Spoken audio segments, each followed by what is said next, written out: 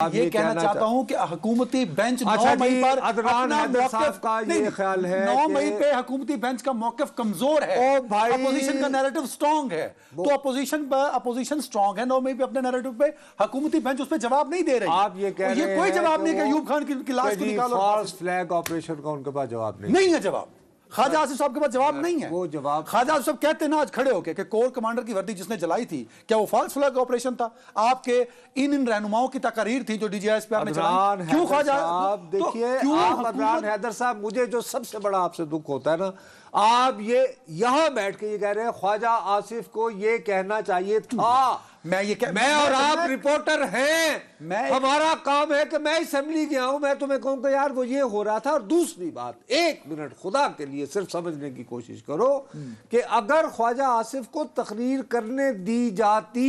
جیسے عمر ایوب کو،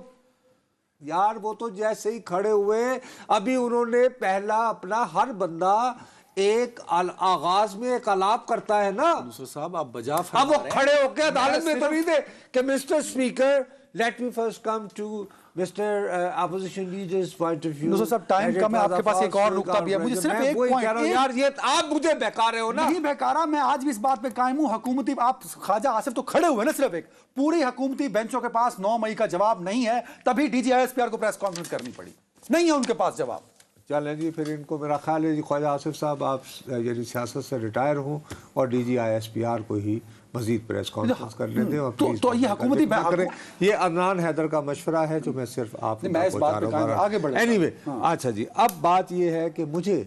یہ والا واقعہ نہ ہوتا تو آج میں اس سیگمنٹ پہلے کو سارے کا سارا مختص رکھتا۔ دیکھو، جمعہ، ہفتہ اتوار، ان تینوں دن سوشل میڈیا پر سب سے زیادہ جو بھد اڑائی گئی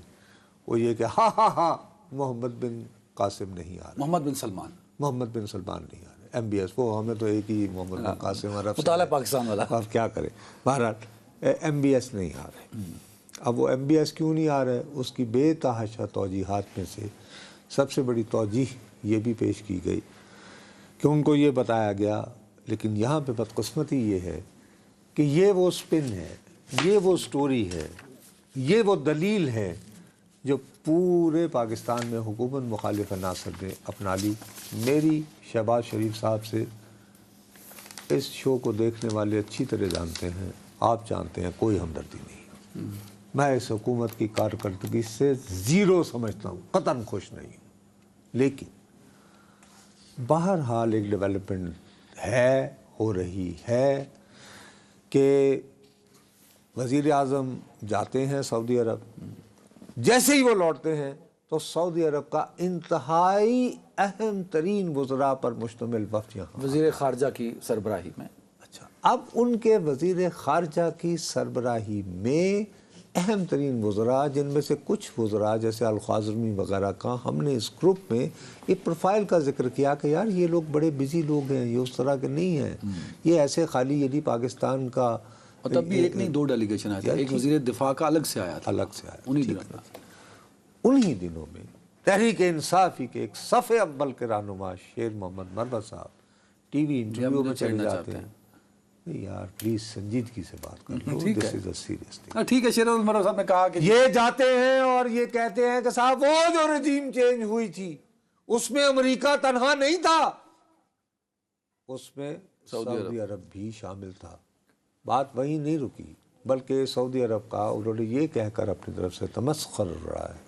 یار خدا کے لیے کچھ یہ دیکھنا چاہیے کہ مہمان آئے ہوئے ہیں، میں یعنی کہ I might be having so many objections، لیکن کچھ طور طریقہ بہرحال ٹھیک۔ اب انڈیا جو ہے، یہ ٹائمز آف انڈیا جی، یہ دنیا میں انگریزی کا وال سٹریٹ جرنل، وہ ایک زمانے میں 11 لاکھ چھپا کرتا تھا روزانہ صبح، یہ اس سے 2 گنا چھپتا تھا، بھارتی انگریزی اخبار ٹائمز آف انڈیا۔ ٹھیک ہے صاحب، کس ایئر میں؟ وہ جن دنوں ٹوٹل پرنٹ کی اجارہ داری تھی، لیکن ابھی بھی یہ وہاں کا بہت بڑا انگریزی کا اخبار ہے ٹائمز آف انڈیا۔ اب وہ یہ دعویٰ کر رہا ہے کہ جو سعودی یہاں آئے ہوئے تھے ان کو یہ تاثر ملا کہ جیل میں بیٹھے تحریک انصاف کے بانی اور پاکستان کی افواج کے درمیان ٹینشنز اس وقت انتہاؤں پہ ہیں، اور اگر اس وقت محمد بن سلمان یہاں تشریف لائے تو میسیج یہ جائے گا